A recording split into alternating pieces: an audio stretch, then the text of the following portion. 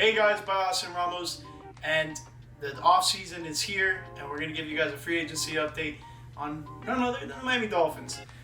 It's been quite an interesting free agency so far around the league. I would say this has probably been one of the more interesting free agencies in all of NFL history.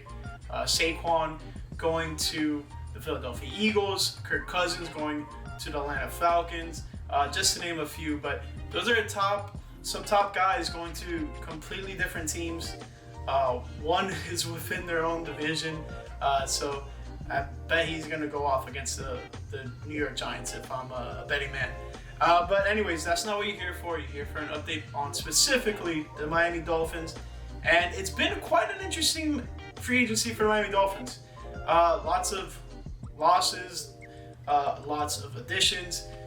Unfortunately, some guys have been released, but it is what it is. It's part of the game. Some guys, that didn't re-sign, for example, Christian Wilkins. It's a big blow to the Miami Dolphins, but when you put things in more of a retrospect of the financial aspect, probably better off without. Just in the financial aspect, tremendous player, probably had one of his best career years with the Miami Dolphins this past season. Explains a lot. A lot of guys, big contract year, they tend to ball out a lot, and Christian Wilkins is no exception. I'm not saying he held out on us. It's just the development was natural. But let's talk about some losses. We're going to talk about some additions. Guys who are still free agents that are not returning, not expected to return, and then obviously the additions. So first and foremost, we're going to talk about losses, and this is not in any particular order, just whatever came to my mind first. And obviously we got to start off with the big fish in the room, and that is Christian Wilkins. He went to the Las Vegas Raiders, signed a big contract. I'm not going to get too much into the weeds in terms of financials, but just know Dolphins could have afforded him, but would have had literally no money left in terms of free agency.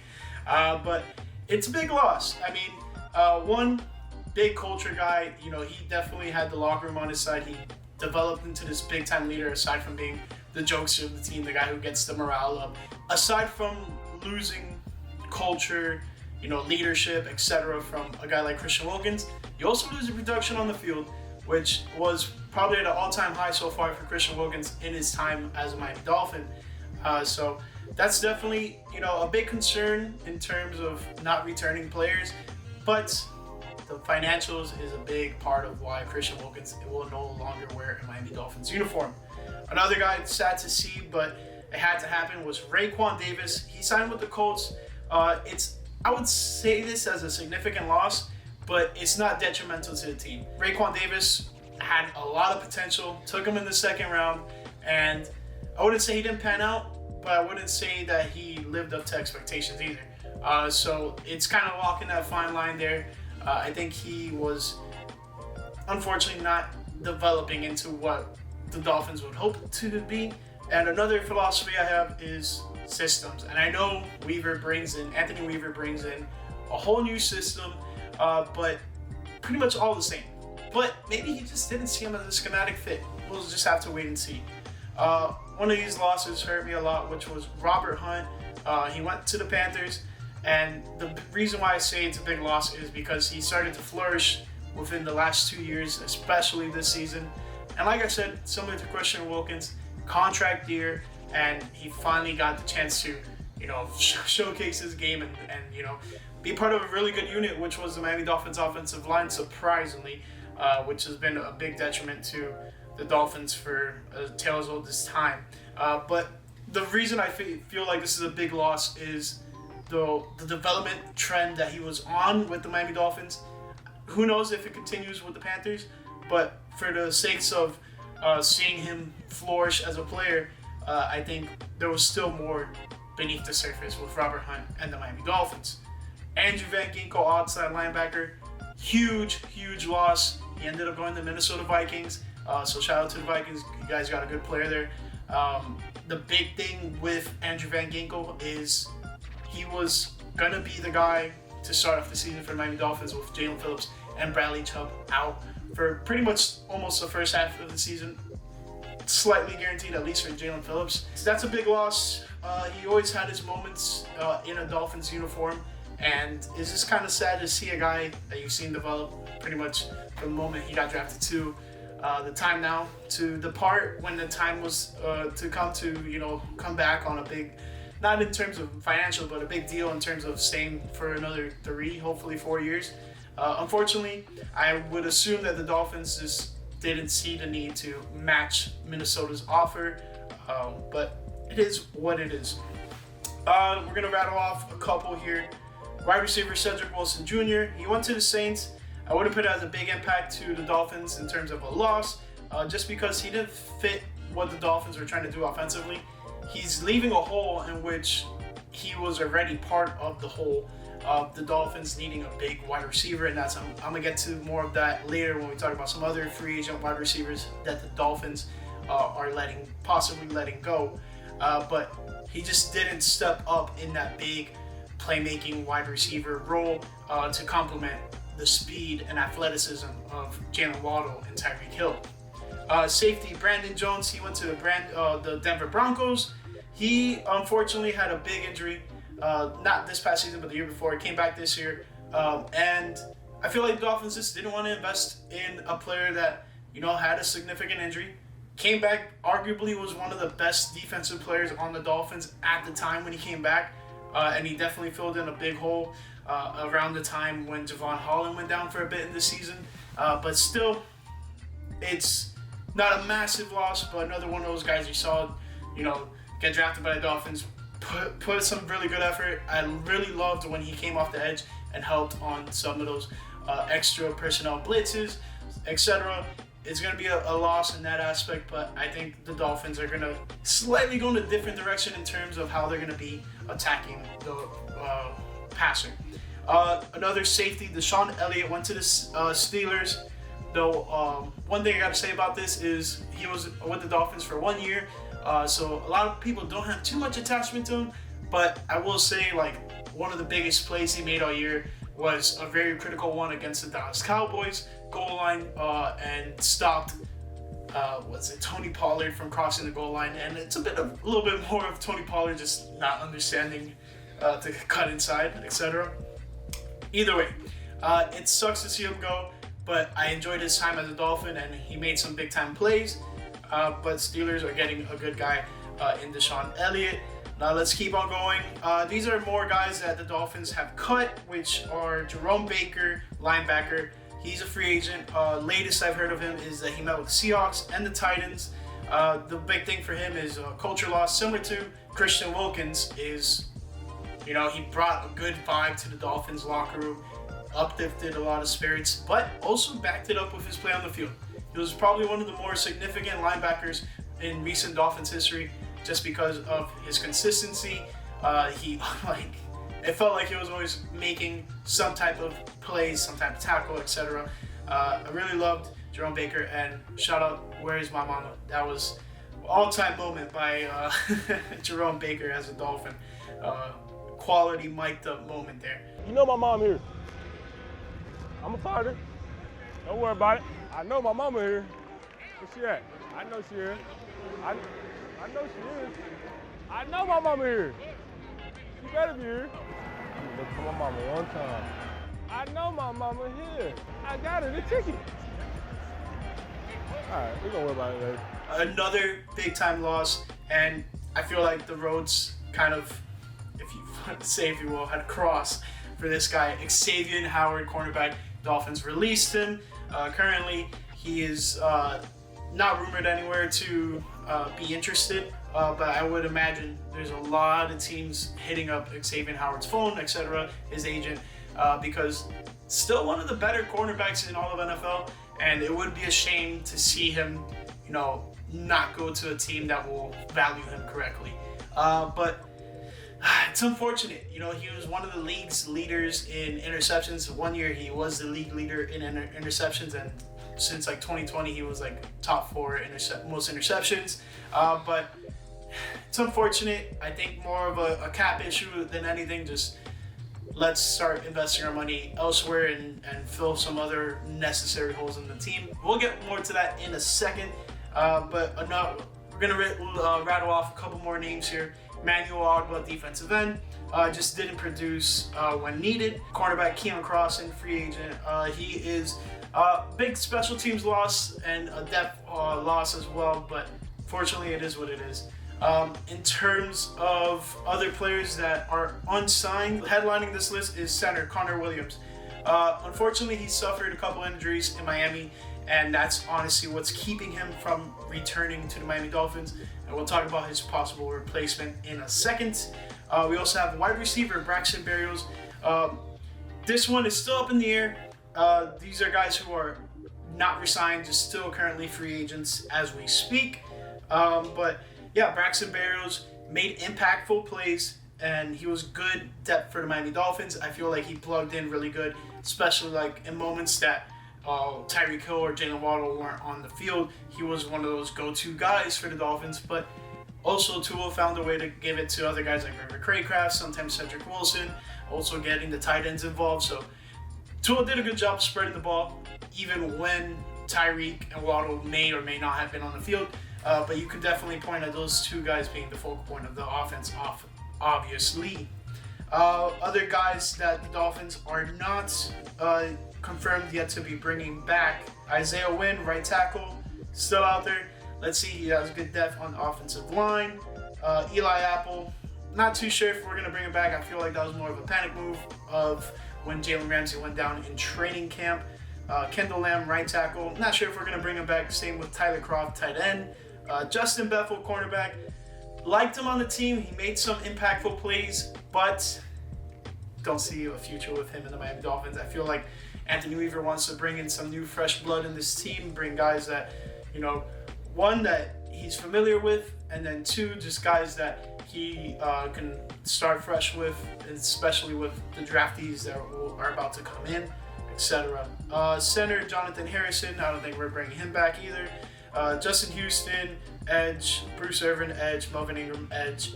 Definitely not coming back. Those were just necessary additions heading into the postseason. Robbie Chosen, wide receiver. Possibly, I think he could come back. He fits kind of like what McDaniels wants in his role that he could flourish into if given the opportunity, if given the production meets when he gets on the field, is size, speed, and just great hands. And that's what I think McDaniel is looking for in his wide receiver 3. Now, will he be the wide receiver 3? I don't think so. But I think there's other players on the horizon that the Dolphins could be looking for to really solidify that role. But in terms of depth, I don't mind bringing back Robbie Chosen. River Craycraft, wide receiver. I don't think he's coming back, unfortunately, but he's had a pretty good stint with the Dolphins. Other guys who are not brought back yet, Calvin Munson, linebacker, and Alexander Johnson, linebacker. All right, now we're going to talk about re-signed guys who are coming back to the team, guys who were previously on the team this past season and are coming back. Headlined by none other than punter Jake Bailey. It's not really essential to bring back a punter, but one thing I will say is that it brings consistency to the special teams room. You're keeping Jason Sanders, you're keeping Blake Ferguson, might as well keep the punter Jake Bailey.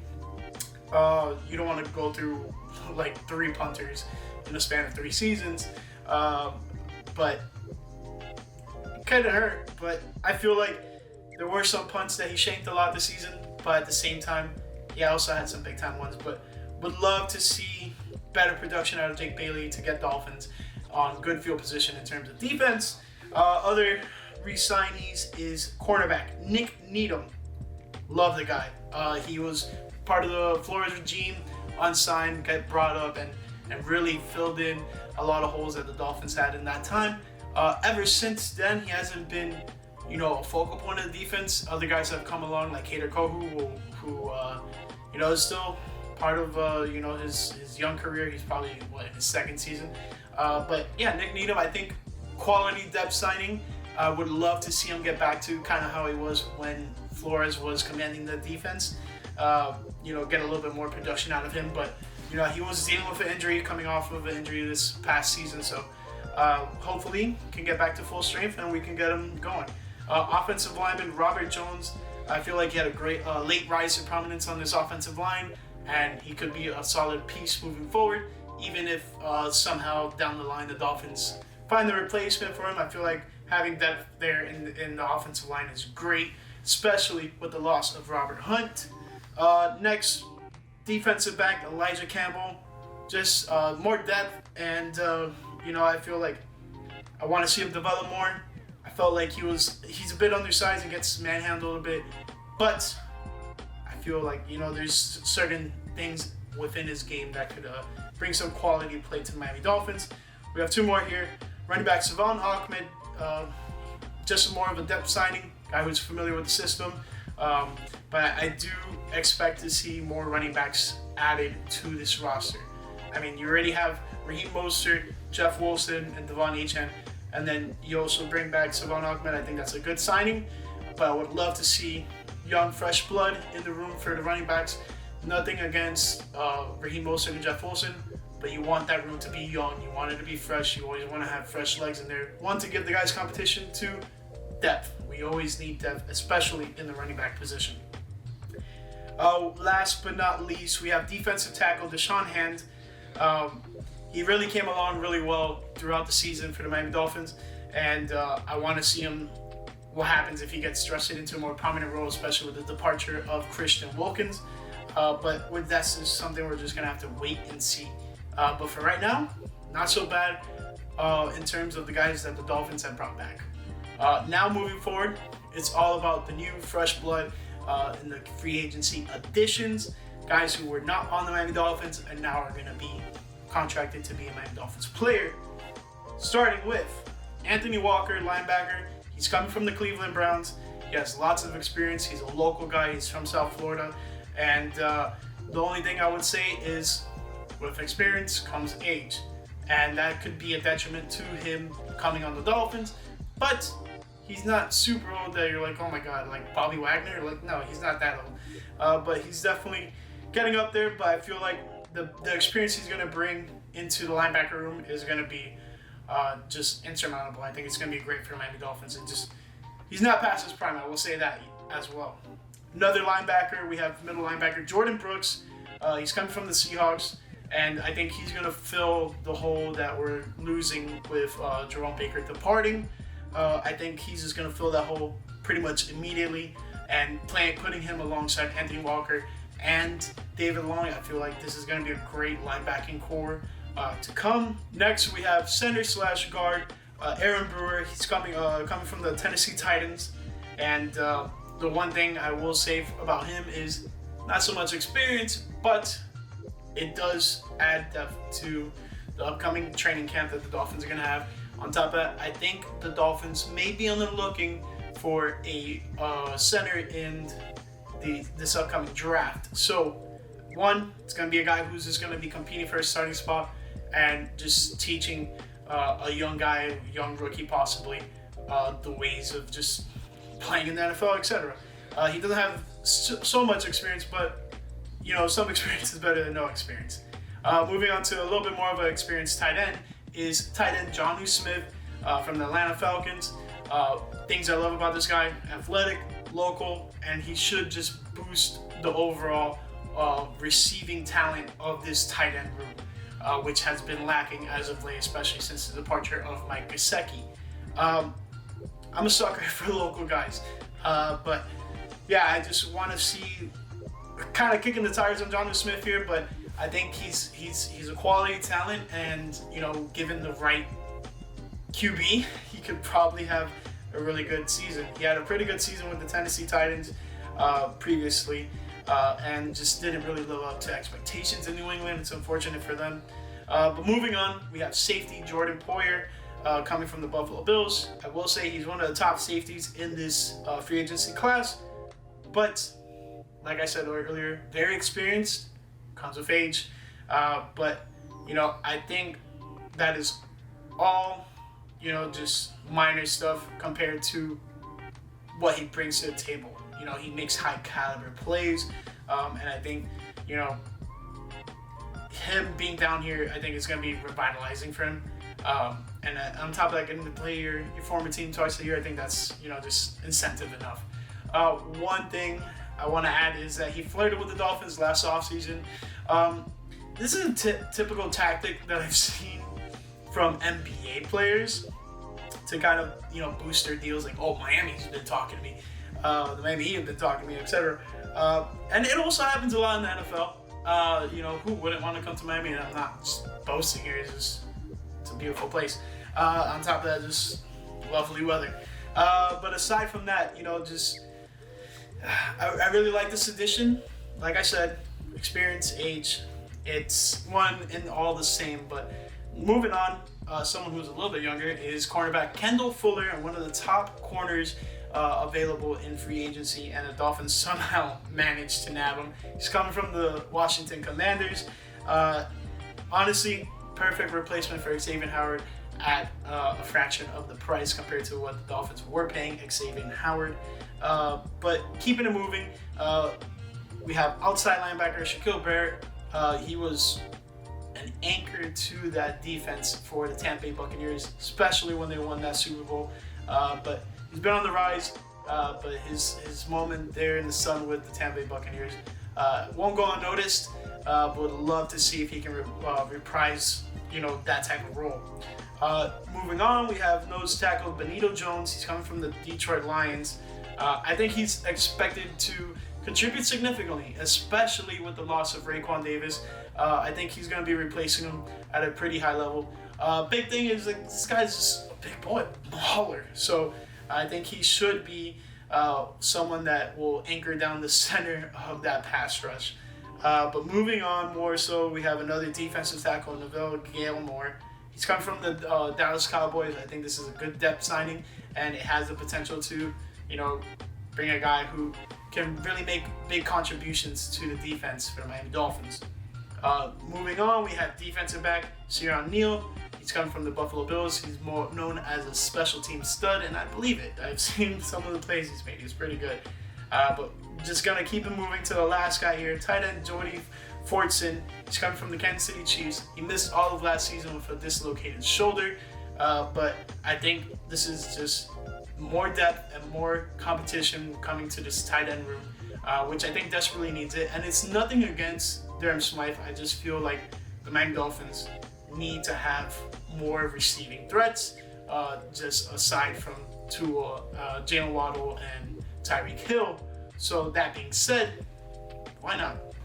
Unproven guy and just loads of potential going on there. That wraps up all the free agency news, at least up until this weekend.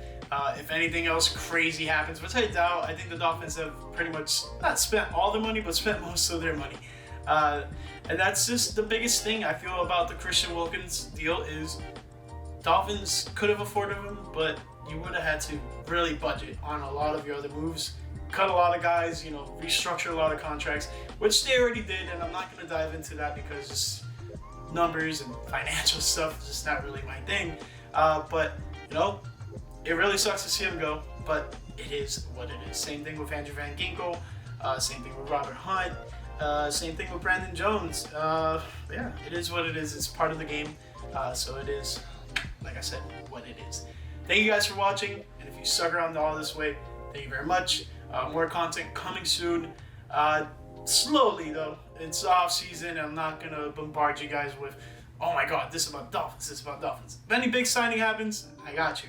But aside from that, it's really gonna be a trickle effect. Bill's game day vlog will come through soon.